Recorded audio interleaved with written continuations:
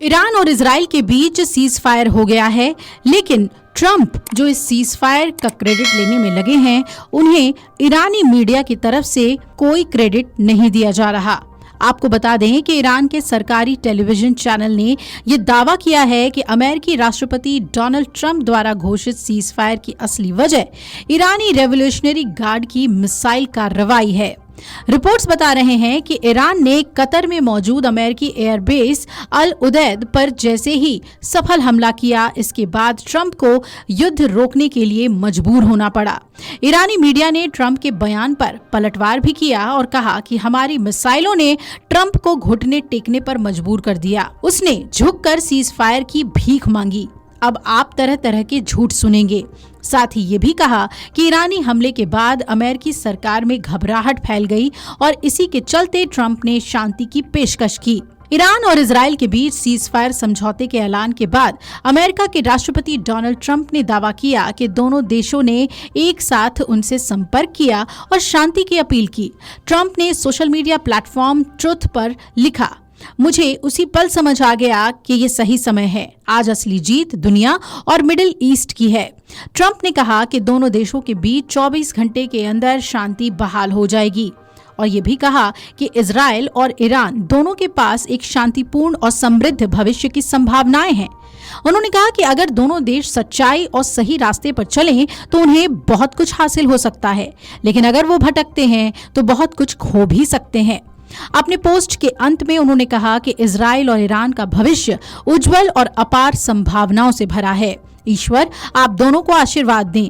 Iran और Israel के बीच जारी युद्ध को लेकर मंगलवार सुबह अमेरिकी डोनाल्ड ट्रंप ने बड़ा दावा कर दिया था और कहा कि 12 दिन की जंग के बाद ईरान इजराइल के बीच सीज फायर हुआ है और ट्रंप के इस दावे पर सवाल उठने लगे हैं क्योंकि ईरान की तरफ से इसका खंडन कर दिया गया है।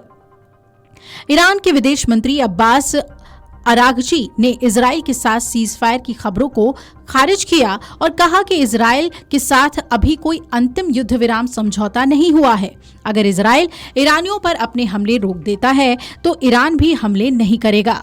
ट्रंप की घोषणा तब आई जब ईरान ने दावा किया कि उसने कतर में एक अमेरिकी बेस पर मिसाइल हमला किया है। ईरान का कहना है कि ये हमला इजराइल पर किए बमबारी का बदला था, जिसमें अमेरिका ने भी हिस्सा लिया था।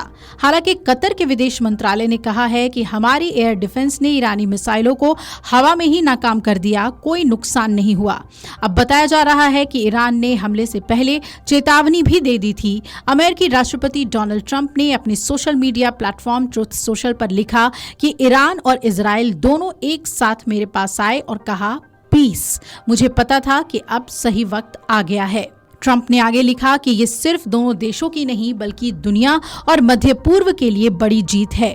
उन्होंने ये भी लिखा कि अगर दोनों देश शांति और समृद्धि की ओर बढ़ रहे हैं तो बशर्ते वो सच्चाई और धार्मिकता की राह पर बन रहे हैं। ट्रंप ने दावा किया कि सीज फायर उसी दिन से लागू होगा, 6 घंटे बाद। पहले 12 घंटे ईरान हथियार रखेगा, फिर अगले 12 घंटे इजराइल। लेकिन इस दावे के कुछ देर बाद ईरान के विदेश मंत्री अब्बास अगारची ने साफ कर दिया कि ऐसा कोई समझौता नहीं हुआ है।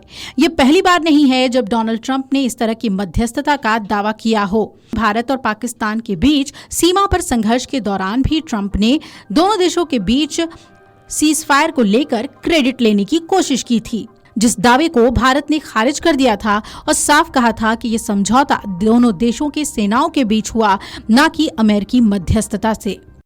अगर आप ये वीडियो YouTube पर देख रहे हैं तो हमारे चैनल को सब्सक्राइब कर बेल आइकन दबाएं और Facebook पर देख रहे हैं तो हमारे पेज को लाइक करें।